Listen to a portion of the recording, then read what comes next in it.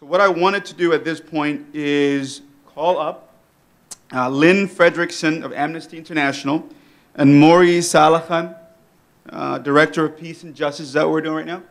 We're good? Did it change? This is the boss, by the way. Sadia, say hi to Sadia. So if I have those two people, please come on up. What we're going to have, and Fowsia, who just spoke, is going to moderate. And what we're going to do is have a panel discussion. And they're going to delve into civil rights and human rights. And these are experts in their own right. For example, while they're getting ready, Lynn is a field researcher in the Horn in Somalia. She's researched Somalia, Ethiopia, Eritrea, Uganda, Rwanda, Republic of Congo, traveled to Nairobi to, and interviewed refugees in armed conflicts. Has recently published Africa Policy Journal in the new volume, Women Fielding Danger. Next person is Al-Hajj Mauri Saalakhan, is a Metropolitan Washington-based human rights advocate and serves as Director of Operations for the Peace Justice Foundation. So again, your challenge is this. You are experts, no denying it, but you have to put it in this context for this audience and tell us what we don't know. The floor is all yours. What we're going to do is give each of you a 3-minute sort of open introduction, and Fowsia, it's all yours from that point. And again, I will be keeping the clock in 5, 3, 1. That's for Fowsia, so please come on up, or you can do it where you are, whichever you're comfortable with. Right where you are, just turn the microphones on. Thanks, Gula. I think you started. We'll just allow our presenters to introduce themselves and maybe just go in the order that we have it in the agenda. Thank you very much. Assalamu alaikum and good morning.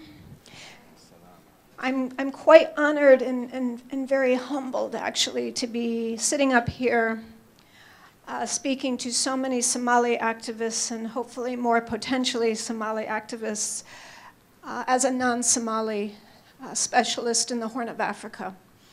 I'm going to take that challenge to tell you, I hope, some of what you don't know, but I imagine there's going to be some overlap there as well.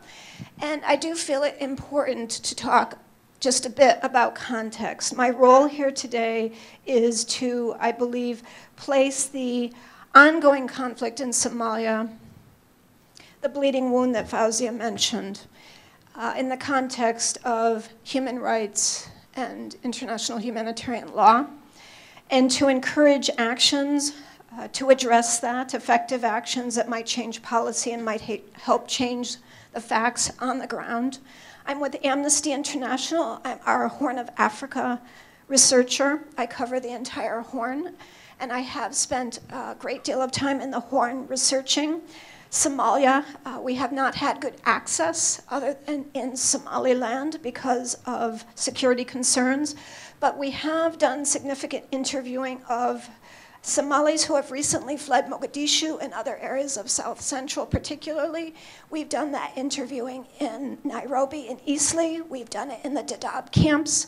We've done it in Djibouti and Ale Ade, and we've done it throughout Somaliland. So based on that research, what I'd like to do is 3 things very quickly, I hope, so that we have more time for questions and answers. I'd like to talk a bit about the findings, the nature of the human rights abuses that we have documented by Somalis in Somalia. I would like to then focus for a moment or two on specific increases in abuses that have been committed by the armed opposition groups, Al-Shabaab and Hizbul Islam and other groups over the last 1.5 years. And I'd finally like, as time permits, to talk less about the negative and more about the positive, and that is the role of the international community and particularly also of Somali youth in helping to make this situation change. Because as a human rights activist and advocate myself, I believe that it is not only our responsibility to understand the abuses that have taken place and to confront them, but also to work with the tremendous and courageous human rights defenders who continue to work throughout Somalia and who, with yourselves in the diaspora, serve as the future and the promise and the hope that was talked about in the opening poem to how Somalia will be in the future. So first, the worst of it. Well, in our interviews with many, I would say hundreds at this point, of Somalis who have recently fled South Central Somalia, the abuses have fallen into two basic categories. One is targeted abuses against individuals. And the individuals who have been targeted have often been journalists, they have been human rights defenders, they have been humanitarian workers themselves, and they have also been anyone, in many cases, more recently, who can in any way be affiliated with the government. So it could be someone like yourselves who's received a scholarship to study. It could be someone who has been working with an international humanitarian organization, but in some way they've been accused of working with the transitional federal government. The second category of abuses has been more indiscriminate and disproportionate. And I think this is a good moment for my usual proviso that I have a voice disorder, and I'm trying to speak as loudly and clearly in the microphone as I can. But the longer I speak, the harder it's going to become. So if you are having trouble hearing me, please just raise your hand and I will try to do a bit better. So in the disproportionate and the indiscriminate attacks, these are attacks by all parties to the conflict. Previously, the Ethiopians were also involved.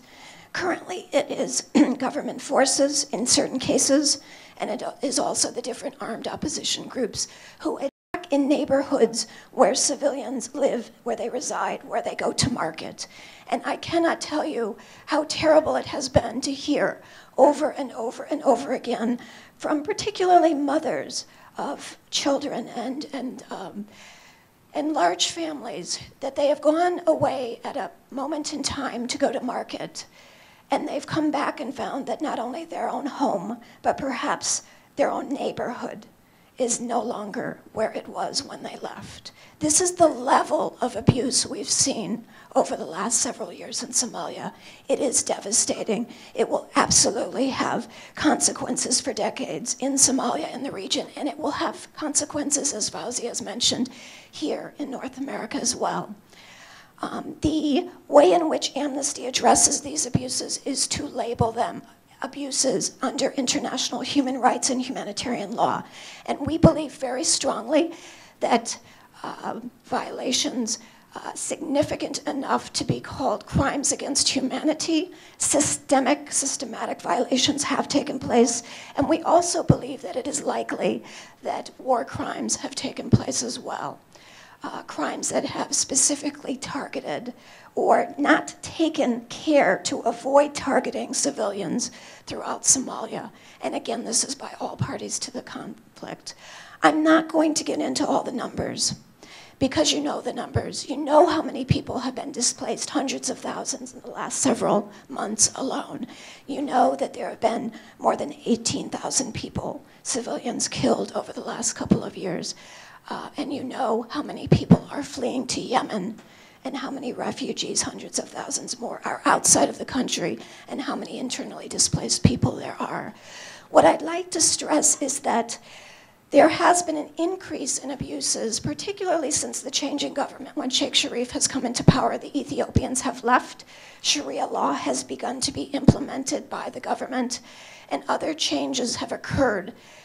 These abuses have been increasing on the part of the armed opposition groups.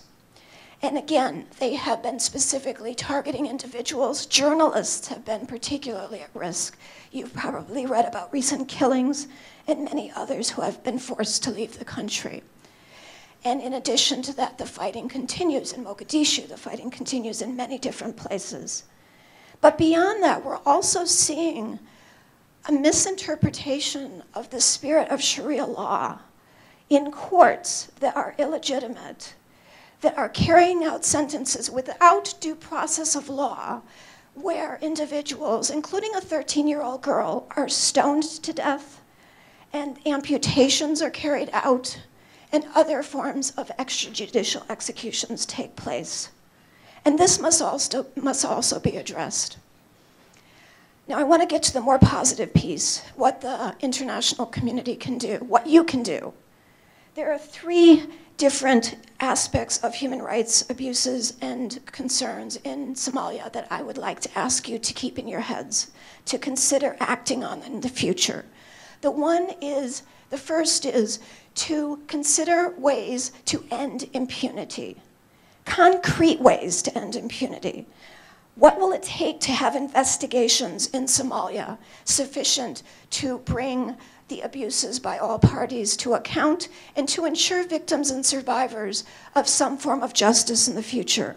Amnesty International has been calling for a commission of inquiry or a related mechanism to investigate those abuses. This is important not only in the future, this is important now, because it's going to take a long time to implement this type of mechanism through the UN.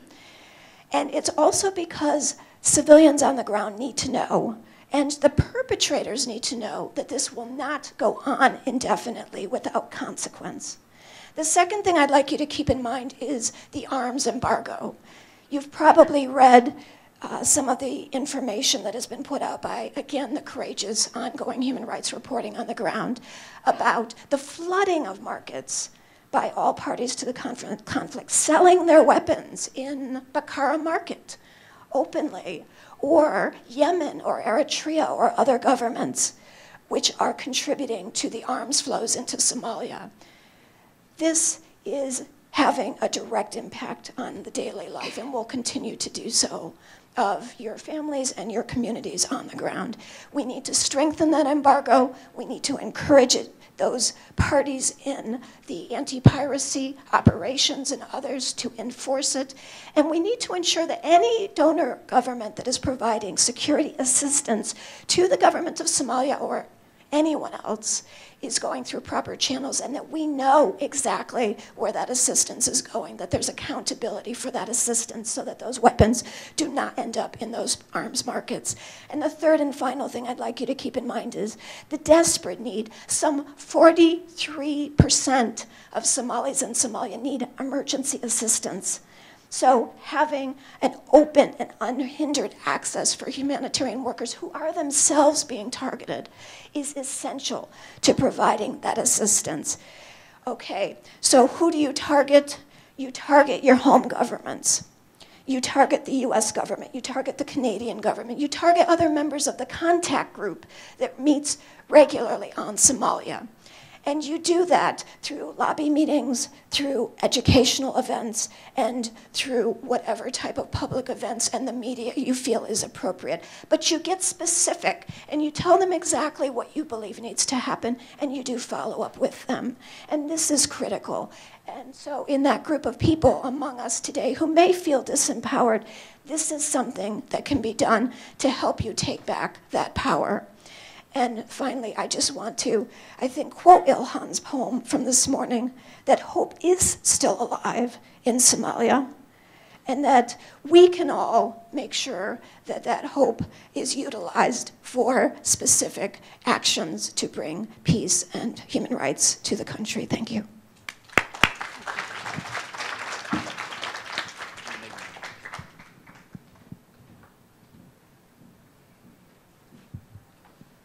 أعوذ بالله من الشيطان الرجيم بسم الله الرحمن الرحيم الحمد لله رب العالمين أشهد أن لا إله إلا الله وحده لا شريك له وأشهد أن محمدا عبده ورسوله صلى الله عليه وسلم.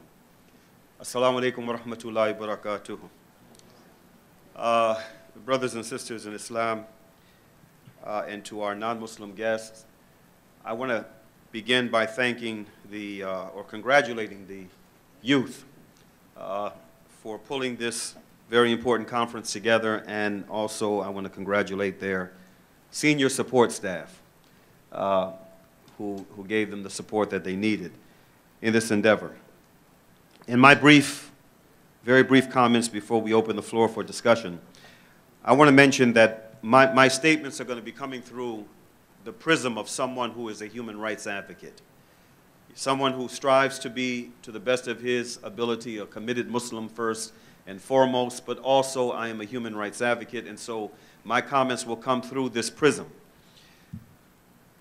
Over the course of the last 3 months, I've been in 2 federal courthouses, one in Camden, New Jersey, where 5 young Muslim brothers from 3 different families, 3 of them from one family, and 1 each from 2 additional families, 1 from a Turkish immigrant family, 3 from an Albanian immigrant family, 1 from a Palestinian immigrant family, ended up getting outrageous sentences in a trial that never should have taken place.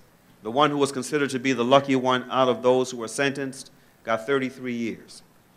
And the other 4 brothers got life without the possibility of parole. 5 young brothers from 3 immigrant families in Camden, New Jersey. Just before that, I was in the courthouse in Dallas, Texas, the Holy Land Foundation case. The Holy Land Foundation was the largest Muslim charity and the first to be shut down, have its assets seized, and then subsequent to this, its officers and supporters placed on trial. There were 2 trials. The government lost the first one big time. The unfortunate reality, however, was that even though there was not a single conviction in the first trial, there were a significant number of counts upon which the jury could not reach a unanimous verdict. And because of this, the government was able to recharge these men again with a later indictment. They did. In the second trial, they won. The 5 men, all middle-aged men with families, whose only crime was doing their best to bring humanitarian relief to a people under one of the worst forms of genocide in the world today, the Palestinian people, ended up receiving sentences that were outrageous. Just recently, July 14th, 2009, the New York Times put out a report titled, "2 Somali Americans Charged with Aiding Terror." It begins, federal officials unsealed an indictment in Minneapolis on Monday charging 2 young Somali Americans with providing material support for terrorism. This was the first public step in a sweeping federal investigation of more than 20 young Americans who are believed to have joined a militant Islamic group in Somalia. It goes on and downhill from there. One of the things that I did when I saw this report and then subsequent reports to this was I sent out an email throughout our entire network, nationwide, goes overseas as well, and I said the madness is now moving very aggressively into another Muslim community, and the Somali American community should know that they are a big target. They have a bullseye on their back. And young Somali brothers especially, you should be very careful, because the communities, especially in Columbus and in Minnesota, in Georgia, these communities are infiltrated, and there are not just informants, but provocateurs running in your midst. So you should be very careful. Now, there is also, I should say, another case that I must mention. She's not Somali, but she is a Muslim. She is one of our sisters. And this is a case that is very unprecedented in terms of what was done to this woman and what is being done still to this day, 6 years later.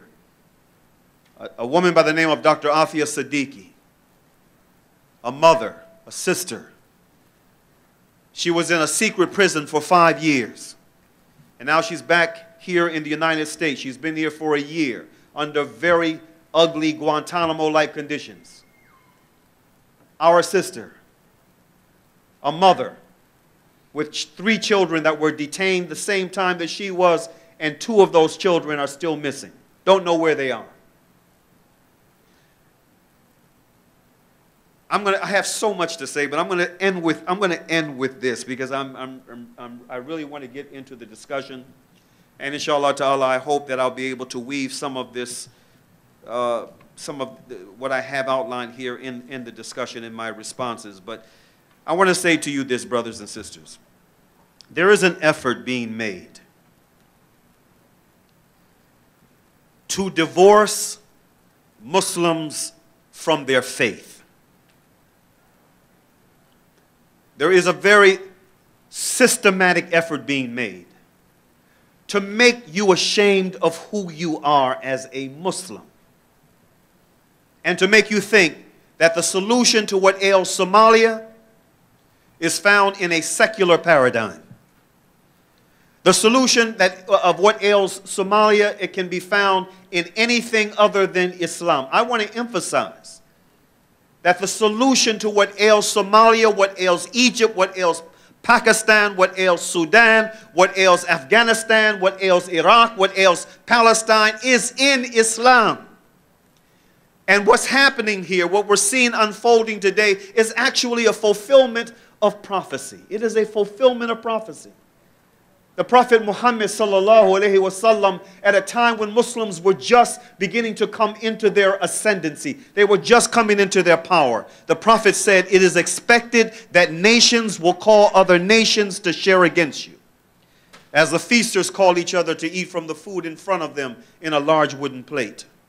One of the companions asked, "O Rasulullah, will this be because of our small number on that day?" And the Prophet said, "No, your number will be great, but you will be without substance, like the foam on the face of a river, or like the rubbish of flood water." And he said, "Allah will remove from the breast of your enemies the fear of you, and Allah will throw wahyin into your hearts." The questioner asked, "What is wahyin, O Allah's apostle?" And the Prophet responded, "Wahyin is to love this life and to hate the death." To love this life and to hate the death. And so what we see today in Somalia and in other Muslim, predominantly Muslim countries, is a manifestation of this divinely given prophecy. We have moved away from Islam, and us having moved away is what has put us in this quagmire that we are in, a spiritual quagmire. And the things that keeps us from being able to make progress, to come out of this, are apathy, fear, and to a large degree, tribalism. A tribalistic way of thinking. And it's tribalism that is tearing this ummah apart in many parts of the world. The last thing, and I'll say this about America. Brothers and sisters in Islam, there are two tendencies right now among Muslims, irrespective of where their roots in the world are. There are two tendencies. Two. One tendency, one extreme, is to think that everything, if it is not Muslim, if it doesn't have the stamp of Islam and Muslim on it, it's no good. The other extreme is if it does have the stamp of Islam or Muslims on it, it is everything that's good and nice. We know that this is not the case. And within this regard, I want to say concerning the United States of America, this is a country that from its very birth has always been two. There's been a beautiful America, one that immigrants from around the world will literally risk their lives to come to. And then there is another America that is ugly as hell. What we have got to do is support the better of the two Americas. This is what we have to do. And there is a moment right now that exists. There is a moment in time that provides us with an opportunity to do this, and to do it very effectively. But in order for us to do it and to do it effectively, we have got to, first of all, understand the time, understand who we are and what Almighty God has given us to work with, and then use it. Have the courage to use it. Jazakumullah khairan. Assalamu alaikum. If I could interject real quickly, and we'll have the panel discussion. We're going to extend their time a little bit. The challenge, I'll rephrase again, that I want to present to all the speakers and presenters is the topic today deals with Somali youth and the issues that concerns them. And we would like for you to apply your expertise to the topic. So on one hand, if we can stay on theme in the sense that today we're discussing issues that relate to Somali youth, be they in the U.S., Canada or abroad, because I believe most of the issues are essentially uniform. So Fowsia, I give it back to you as you do your panel discussion, but I want to make sure we stay within the context of the theme today, which is again talking about beautiful young people here and the issues that pertain to their daily lives. So Fowsia, it's all yours. You have 10 minutes as you wish. Thank you. I want to thank the presenters for really an interesting and informative presentation. I think it's relevant. The beauty about life is it's really fluid and complex, and it occurs all at the same time. So what is happening in the streets of Somalia that Lynn talked about, and how do we come to terms with it in terms of those of us in the diaspora maybe even becoming the vehicle or the catalyst for really trying to deal with transitional justice and how we're going to address these atrocities and how we're going to bring about a lasting peace. To also looking at, in the context of the global war on terror and to a certain extent Islamophobia, being a young Muslim community in places like America is what our presenter, our brother, has talked about in terms of what is happening. As I said, you've got layered identities. You're Somalis, you're Muslims, you're blacks, you're here. So there are issues that are going to impact, and being aware, and then critically thinking about it and making sure that you sort these things through. I'm going to stop talking there and would like to open the floor for questions and comments.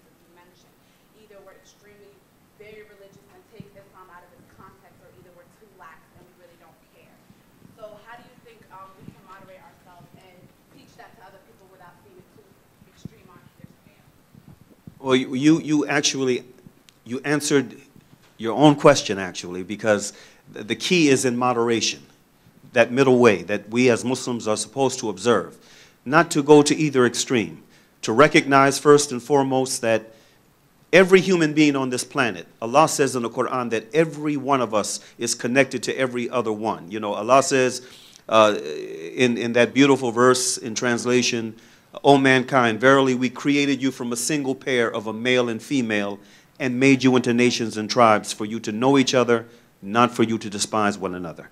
Verily the most honored among you in the sight of God is the one who is most God-fearing, the one who is best in conduct. And so from that one verse, we learn that every human being on this planet is related to every other human being. We are one family.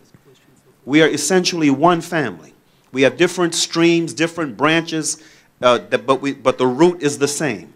And this is what we have to emphasize. This is what we have to remind ourselves of constantly, that we're one, that we're connected, and that the best approach to addressing problems, even these life and death issues that are gripping Somalia right now, is with balance, with remembrance. And there's a hadith of the Prophet, peace be upon him, toward this end. He says, and this is something that those of us who belong to different clans and who emphasize the clan rather than emphasizing Islam in the common thread, we should remind ourselves of. The Prophet said, he who was killed under the banner of a man who is blind to the cause for which he is fighting, who gets flared up with family pride and fights for his tribe, is not from my ummah. And whosoever from my followers attacks my followers indiscriminately, killing the righteous and the wicked among them, sparing not even those who are staunch in faith, and fulfilling not his promise made with those who have been given a pledge of security, he has nothing to do with me, and I have nothing to do with him. Essentially, what the Prophet is saying is that a person like this, they have left Islam. Thank you. We have a questioner here. Sure. Well, thank you very much. My question is Fowsia. Can you please elaborate the difference between assimilation and integration? And my second question to you is, do you think it's easier to integrate in America than in Canada? Okay, I'll be quick. The questions were supposed to have been for the current presenters, but I'll be quick. Assimilation, in my understanding, is when you come from a culture and you're adapting a new culture. If you try to, as you go through in the literature is called acculturation, the process of adapting to the new life, there are some of us who try to discard everything that they had before and become something new, and it's not easy. So if you think about social psychology or sociology in terms of health and being a healthy human being, if you try to sort of run away from whatever it is that you came from and embrace everything that is new, it is extreme. It's exactly going one end or the other. If you try and in a new country shut down and completely not either integrate or assimilate and lock yourself down, that's also another form of ill health, because you cannot live life to your full potential if you are so afraid from the new environment that you shut down and you don't learn anything new. But you can't exercise what you knew because it's a new environment. So I would say that assimilation is dumping it all out and trying to take and step into a new identity, because you can never recreate yourself. You've been created once, you are who you are. Trying to become something that you're not is assimilation in my understanding, and I'm oversimplifying here. Whereas integration is becoming a little bit aware of everything that you came with is not going to be good, and everything that is new in the new host environment is not good. But you've got an opportunity as somebody who is actually negotiating life in between two cultures. You actually have the opportunity to pick the best of both worlds. In theory, easier said than done. So I would say integration is actually evaluating what is good about your own culture, what is good about the host culture, and trying to learn to become that new person that you will become in combination and have that two bicultural identity in a healthy way. Thank you, Fowsia. I have a And question. Canada is better than the US because I'm Canadian. We have a questioner here. Okay, thank you so much. I really have a question about the human rights. You talked about, Lenny, yeah.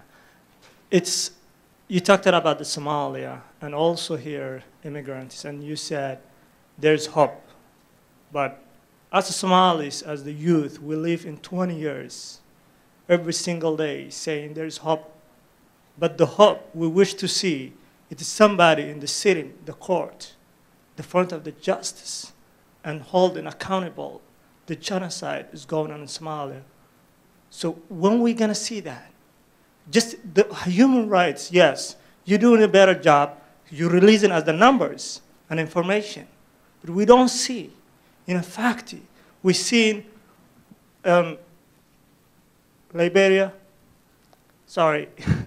and Sierra Leone, and Slobodan Milosevic was sitting and answering the question for his people, what he did. I don't care whether it's Somali, I don't care whether it's Ethiopian, I don't care whether it's American. I want to see one day a person who's sitting in front of justice and human rights did something about Somalia. Not only releasing the numbers and information, and every single day saying there's the mothers who's suffering about the Somali. So when are we going to see that? That's the hope we wish to see. Not only information. Yes, the information is good. It's a key. But it has to be something touchable. I want to see a person. I don't want to see a dream. We live a dream. Thank you. Thank you, and thank you for your clear compassion on this issue. I think there are three ways to answer your question, and the first may not be as satisfactory for you, but it is very much so for me.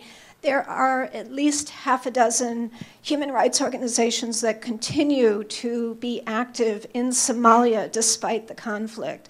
I find purely the courage of the individuals who carry that out the elders, the women, the businessmen, the community leaders who are participating at a local level in Beledweyne, in Kismayo, in Mogadishu, in different areas throughout southern and central Somalia to create localized solutions, extremely inspiring. And I find them a big part of the inspiration for the hope that I carry with me.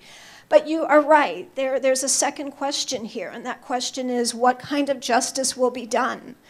Will there be individuals brought to trial? Will we see reparations? Will we see compensation to the families of the victims and the survivors?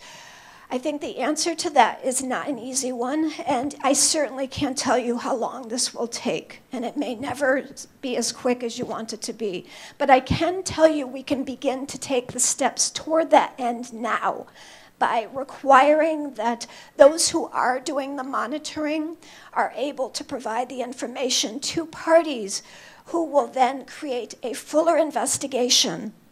And then that body, whatever it may be, will make recommendations as to what trials will look like. Will they be Somali? Will they be international? Will they be hybrid? We don't know that yet.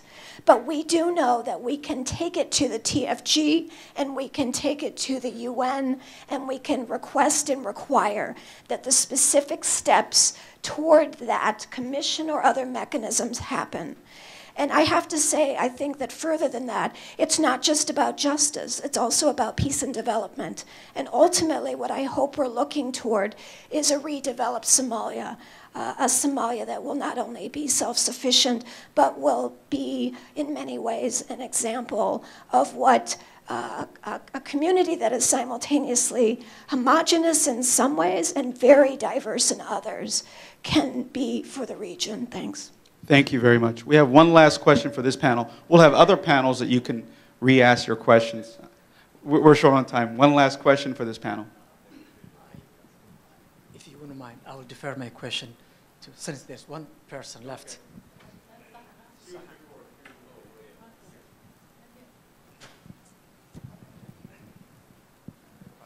Assalamu alaikum. Thank you very much.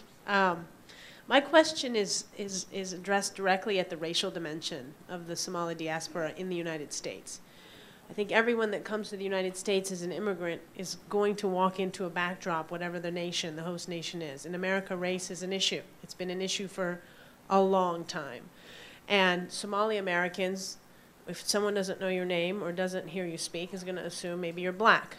I mean, you're African American, and then if you're wearing the scarf, they'll say, okay, you're African American and you're a Muslim by faith. If you're a female and with a male, they might not even know. So you're walking into a context that is very complicated. And my understanding is there's also some conflicts in some of the schools between the Somali youth and the African American youth, because there's a difference in experience and a difference in culture and history. So I'm curious to know what the panelists think about these challenges that the youth are facing in the schools, especially whether it's high school or middle school or college, and how to address that, as I think it's very complicated.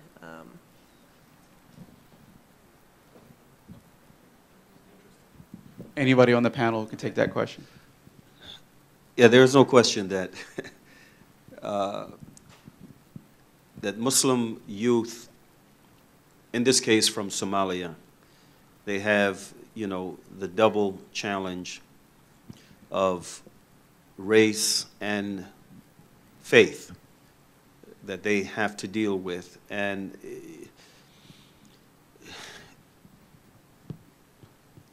my advice would be, especially to youth in public schools. And I mean, that just being a Muslim in a public school, that is a huge challenge in and of itself. But being the you know, a Muslim from an immigrant family, you know, in a public school setting, that just adds layers upon layers of challenge to that first challenge.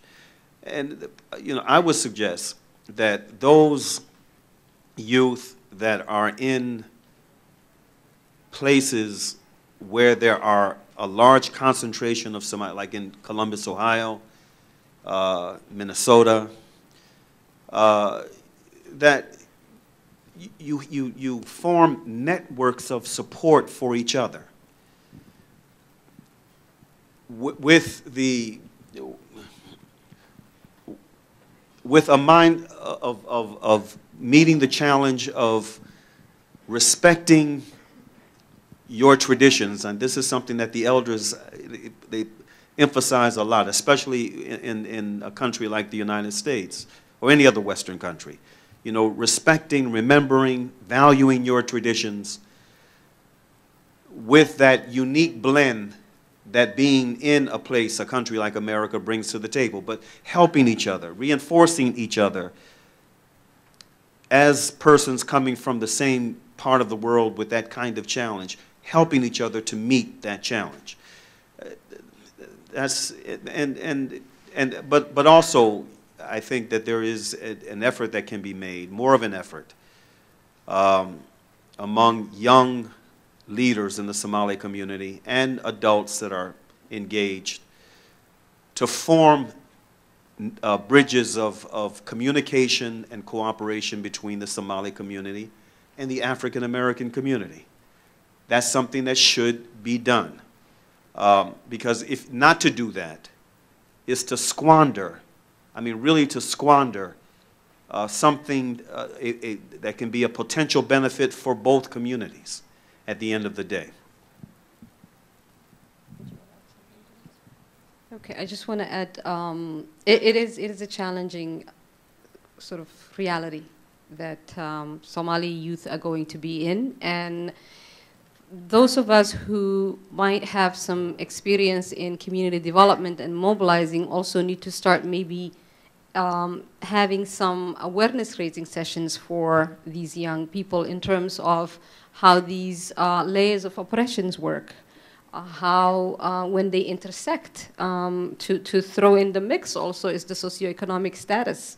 When you've got an African American community that is mostly, underprivileged, new immigrant communities that are mostly underprivileged in a highly materialistic reality and a marketplace, then the kids are the ones that are going to be victims for all kinds of things. So going back to, yes, there are oppressions, there is racism, but there are also multiple of oppressions, and these interactions between these layers also have a complex situation. So in dialoguing and building bridges among communities, if it's not the African American community and the Somali community, it is the Lebanese community and the Somali community in the streets of Ottawa.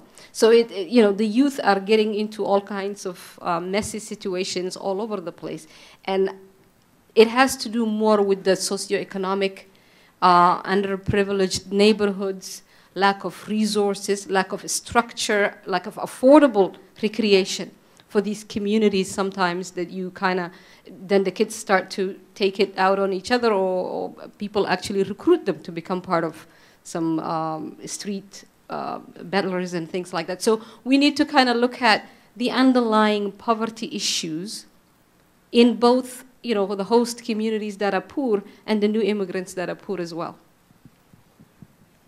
Thank you very much. It ended up being a panel of 3, so all 3 of you, thank you very much.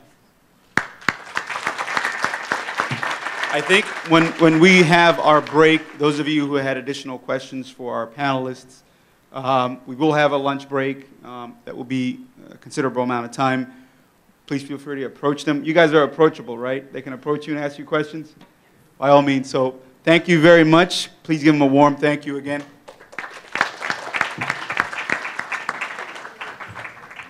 I think that's a very interesting topic, sort of coming here as an immigrant, going to school. I came here as an immigrant, 10 years old, elementary school. Not knowing where you fit in is a tough thing. So it is a challenge, but you have to always maintain it. You don't lose who you are in the whole integration, assimilation, and all that good stuff. So.